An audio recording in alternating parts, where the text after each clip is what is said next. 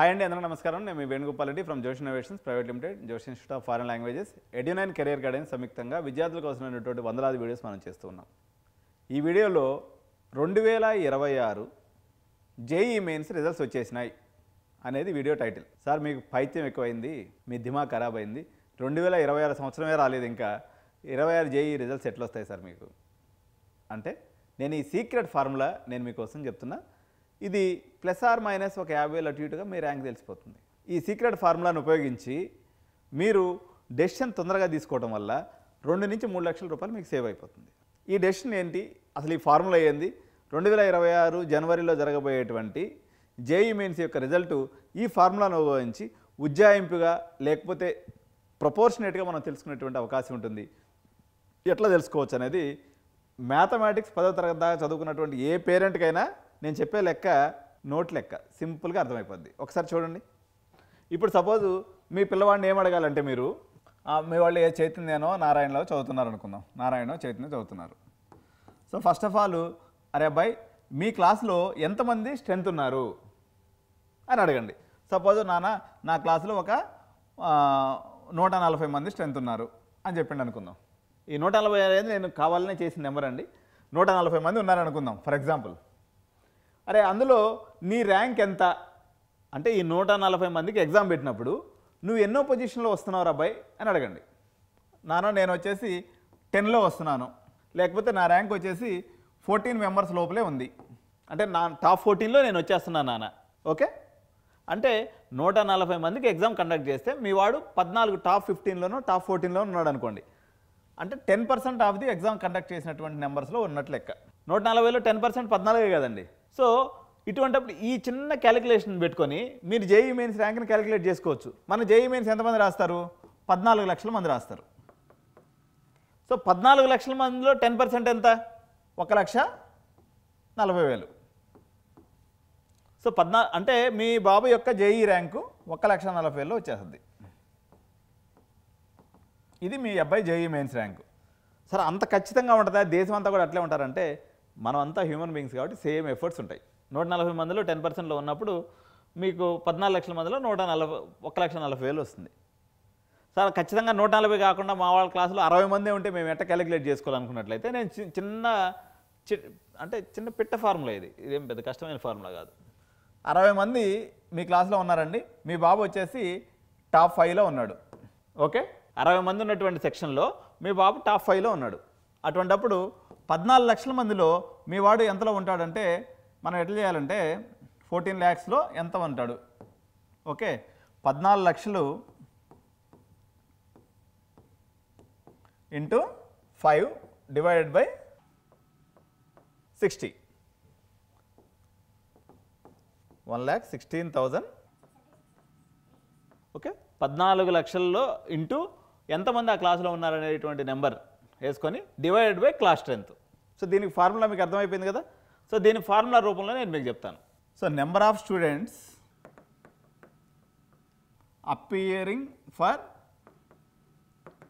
JEE into your ward position, your kid position in class divided by class strength. అర్థమైంది కదా. So జనరల్గా ఎప్పుడైనా సరే 14 లక్షలు అనేది ఒక స్టాండర్డ్ ఫిగర్, 14 lakhs. సో మీ బాబు పొజిషను ఎంత ఉంటే అంత, ఒకటో నెంబర్ పొజిషన్లో ఉన్నాడు అనుకుందాం. 14 లక్షలు ఇంటూ 1 ఇంటూ క్లాస్ స్ట్రెంత్ 100 అనుకుందాం. సో అటువంటిప్పుడు 14 లక్షలు ఉంచిపోతే మీ వాడు వచ్చేసి 14,000 ర్యాంక్లో వచ్చేస్తుంది అంతే. సో మీ వాడు ర్యాంక్ వచ్చేసి 14,000 అంటే ఖచ్చితంగా సీట్ వచ్చేస్తుంది అని లెక్క.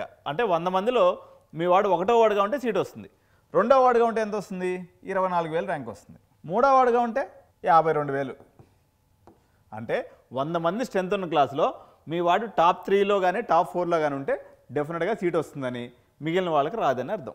ఇది సిఎస్సిని బేస్ చేసుకొని నేను చెప్తున్నటువంటి మాట. మెకానికల్కి ఇట్లా అంటే అట్లాంటి ఏదో ఒక బ్రాంచ్ అనుకున్నట్లయితే ఒక టాప్ 6లో 100లో టాప్ 6లో ఉన్నటువంటి వాళ్ళు సీట్ కొట్టుకుంటారు. ఇది నేను మిమ్మల్ని నిరుత్సాహపరచడానికి నేను ఈ ఫార్ములా చెప్పట్లేదు, లాజికల్గా ఉండమని పేరెంట్స్కి నేను చెప్పడం కోసం ఈ ఫార్ములా చెప్తున్నా.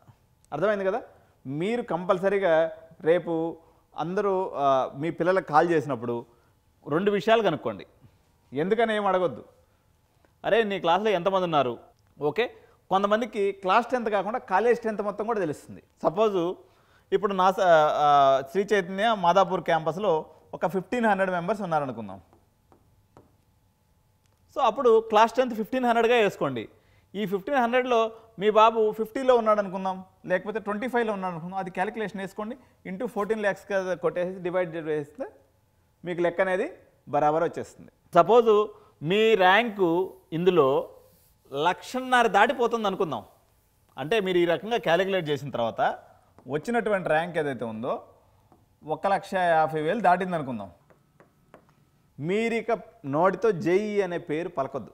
వేణుగోపాల్ రెడ్డి ఎక్కడున్నారో ఎత్తుక్కోవటం, అడ్రస్ పట్టుకోవటం, నేరుగా ఆఫీస్కి వచ్చేస్తే ఏమేమి ఎగ్జామ్స్ రాయాలా, ఈయన ఇప్పుడు వీళ్ళు ఏం చేస్తారు చెప్పంటారా? సపోజ్ నేను చెప్తున్నాను చూడండి, 14 లక్షలు into 100 divided by suppose class 10th వచ్చేసి వాళ్ళ కాలేజ్ స్ట్రెంత్ వచ్చేసి ఒక 2,000 ఉన్నాయనుకుందాం. 2,000 నుంచి 3 కొట్టేస్తే 50, 1400 ఇంటూ 7 దాకే మీకు స్కోప్. అంటే 2,000 మందిలో ఒక 100 మందికి వస్తుంది అంతే. మిగిలిన 1,900 మంది సరే మీ యొక్క ఆనందం కోసం 1,800 మందిని తీసుకుంటాం. ఒక 200 మందికి సీట్లు వచ్చినాయని అనుకుందాం. ఓకే, 2,000 మందిలో 200 మందికి సీట్లు వచ్చినాయి. మిగిలిన 1,800లో నోట్లో మట్టి కొట్టినట్టే లెక్కే కాదు. ఎందుకని ఈ 1,800 మంది చేత ఈ దుర్మార్గులు ఏం చేయిస్తారంటే జేఈ అడ్వాన్స్ ప్రిపేర్ చేపిస్తారు. పెళ్లి కాకూడదు వస్తా ఉంటే అప్సరస్ కావాలని మొరపెట్టుకున్నాడు ఇంకోడు. వీడికి అసలు మామూలుగా వచ్చే అవకాశమే లేనటువంటి పిల్లోడికి జేఈ మెయిన్స్లోనే రాదు. వీనికి మళ్ళీ తీసుకుని జేఈ అడ్వాన్స్ ప్రిపేర్ చేయించేసి నా ఘాట్క నా గరక అంటే ఇంటర్మీడియట్ పర్సంటేజ్ రెండు. ఇప్పుడు ఈ 1,800 మంది చేసే తప్పుల గురించి మనం ఇప్పుడు మాట్లాడుకుందాం. ఈ 1,800 మంది పరిస్థితి ఏమైపోద్ది అంటే పేరెంట్స్ అనుకుంటారు మా వాడిని 3 లక్షల రూపాయలు కట్టి మాదాపూర్ క్యాంపస్లో చేర్పించినాను, లేకపోతే హైటెక్ సిటీ క్యాంపస్లో చేర్పించినాను, మా వాడికి కన్ఫామ్గా సీట్ వస్తుంది అనుకుంటాడు. ఓకే, వీళ్ళకి సీట్ రాకపోగా వీళ్ళు ఎంసెట్కి ప్రిపేర్ అవ్వరు. ఎందుకంటే ఎంసెట్ కాలేజీలు వీళ్ళకి నచ్చవు. తర్వాత ఇంటర్మీడియట్ స్కోర్ మీద దృష్టి పెట్టరు. ఇది రెండో మిస్టేక్. మూడోది వచ్చేసి దీనికి సంబంధించినటువంటి రకరకాల ఎగ్జామ్స్ ఉంటాయి. ఉదాహరణకి కామెడీకే లాంటి ఎగ్జామ్ ఉంటుంది.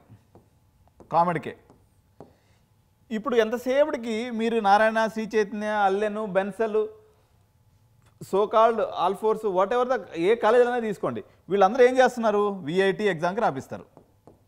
ఓకే, తర్వాత ఎస్ఆర్ఎం ఎగ్జామ్కి రాపిస్తారు, అమృత ఎగ్జామ్కి రాపిస్తారు, ఎల్పియు ఎగ్జామ్కి రాపిస్తారు, ఓకే, పారుల్ ఎగ్జామ్కి రాపిస్తారు. ఎందుకు ఈ ఎగ్జామ్స్ రాపిస్తారంటే ఈ అప్లికేషన్ అమ్మితే ఆ కాలేజ్ ప్రిన్సిపాల్కి వాటా వస్తుంది. ఒక అప్లికేషన్ అమ్మితే 300-400 బెనిఫిట్ వస్తుంది. కామెడీకి అప్లికేషన్ అమ్మితే ఏమవుతుంది? చేయి నొప్పి తప్ప, నోరు నొప్పి తప్ప. ఇప్పుడు డబ్బున్నటువంటి వర్గం ఎవరైతే 3 లక్షల రూపాయలు 4 లక్షల రూపాయలు మీరు ఇంటర్మీడియట్ ఖర్చు పెడుతున్నారో మీరు మళ్ళీ వచ్చి మల్లారెడ్డిలోనో పుల్లారెడ్డిలోనో 1,00,000 రూపాయలు పెట్టి చదవరు కదా. మీరు మీ రేంజ్కి తగ్గ కాలేజీలు ఎత్తుక్కుంటారు. మీ రేంజ్కి తగ్గ కాలేజీలు ఎత్తుక్కోవాలనుకున్నట్లయితే బ్రాండ్స్కి వెళ్ళిపోవడం ఒక మంచిదే. కానీ ఎంత అయోమయంగా చాలామంది పేరెంట్స్ చెప్తుంటారు.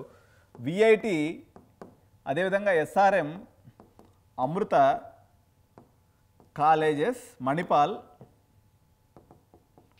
శివనాడర్, ఇవన్నీ కూడా ప్రైవేట్ సెక్టర్ కాలేజీలు.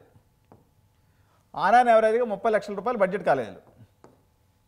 మీరు సింపుల్గా కామెడీకే ఎగ్జామ్ ప్రిపేర్ అయితే 10 లక్షల్లో సీట్ అయిపోద్ది. హాస్టల్ ఫీజుతో కలిపి ఇంకో 5 లక్షలు, 15 lakhsలో అయిపోద్ది. Quality of this colleges, COMEDK colleges are far better than these 5 colleges. కానీ మీరు కామెడీకే రకంగా ప్రిపేర్ అవ్వరు. ఇంకొక ప్రమాదం చెప్తాను చూడండి. ఇప్పుడు బెంగళూరులో కానీ హైదరాబాద్లో కానీ మీరు తీసుకున్నట్లయితే 95% జేఈ, 75,000 పైన మీకు జేఈ మెయిన్స్ స్కోర్ వచ్చినా లేదా 1,00,000 లోపు వచ్చినా మీకు సిబిఐటిఐ లాంటి కాలేజీలో, వాసవి లాంటి కాలేజీలో, విఎన్ఆర్ లాంటి కాలేజీలో, okay, DAIIT Dhirubhai Ambani institute of technology, LNMIT, Thapar university, Sastra university, okay, PES university, RV university, Nitte Meenakshi university, వీటన్నిటిలో మీకు ఎగ్జామ్ రాయకుండానే సీట్ వచ్చేస్తుంది. అంటే మీరు అడ్వాన్స్కి మిమ్మల్ని ఈ 1,800 మంది ప్రిపేర్ చేయడం ద్వారా మిమ్మల్ని అందరినీ ఆగం చేస్తారు కాలేజీలో వాళ్ళు. సార్ మీరు అంత గజిబిజిగా చెప్తున్నారు, మాకు ఏం అర్థం కావట్లేదు. అర్థమైతే రూపాయి ఖర్చు లేకుండా ఇంటికాడ కూర్చొని చేసుకోండి. అర్థం కాకపోతే 10,000 మాకు కట్టండి. మొత్తం అన్ని ఎగ్జామ్స్కి అప్లికేషన్ పెట్టిస్తాం. అప్లికేషన్ పెట్టించడమే కాకుండా మొహమాటం లేకుండా మీ వాడి యొక్క పొజిషన్ ఎక్కడుంది, లాస్ట్కి వచ్చేసరికి చాలామంది పేరెంట్స్ని చూస్తూ ఉంటాను నేను.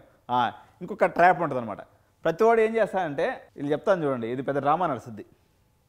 IIIT హైదరాబాద్ అని ఉంది. ఓకే, IIIT హైదరాబాద్లో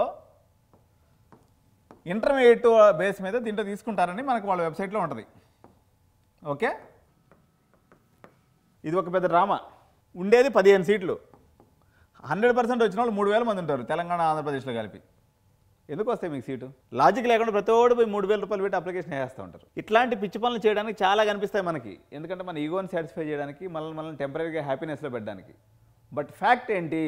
నిజం ప్రకారంగా ఇప్పుడు మేము ఈ 10,000లో సపోజ్ ఎగ్జాంపుల్లో మీకు ఒకవేళ 85% వచ్చిందనుకో జేఈలో, దానికి తగినటువంటి ఎగ్జామ్స్ అన్ని రాపిస్తాం. మీరు 30 లక్షలు కట్టుకోగలరు. ఏది బడ్జెట్ 4 ఏళ్ల మీద. మీకు కొన్ని కాలేజీలు ఇందాక మీరు చెప్పినట్టుగా మణిపాల్ కానీ, అమృత కానీ, బిట్స్ పిలాని కానీ, లేకపోతే XYZ కాలేజెస్ ఏదైతే ఉన్నాయో, అమృత, మణిపాల్, SRM, శివనాడర్, ఇటువంటి కాలేజెస్. ఓకే, తర్వాత మీరు 50 లక్షలు బడ్జెట్ పెట్టుకోగలిగిన వాళ్ళకి కొన్ని బెంగళూరులో ప్రీమియం కాలేజెస్. ఓన్లీ 10 లక్షలకు మించి కట్టలేరు.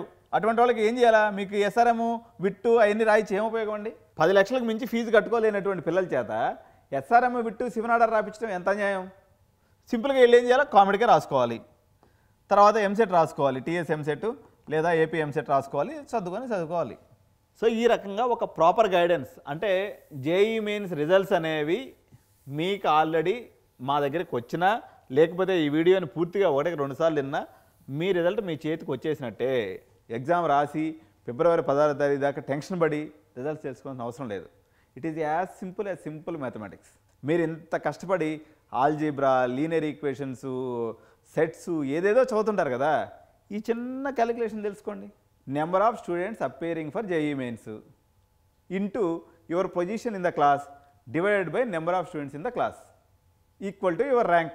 దీని గురించి ఇంత హార్నెస్లో పనిచేయాల్సినటువంటి అవసరం ఏంది? వెదర్ నీకు కెపాసిటీ ఉంది, క్యాపబిలిటీ ఉంది, దున్నే వెళ్ళిపో ముందుకి.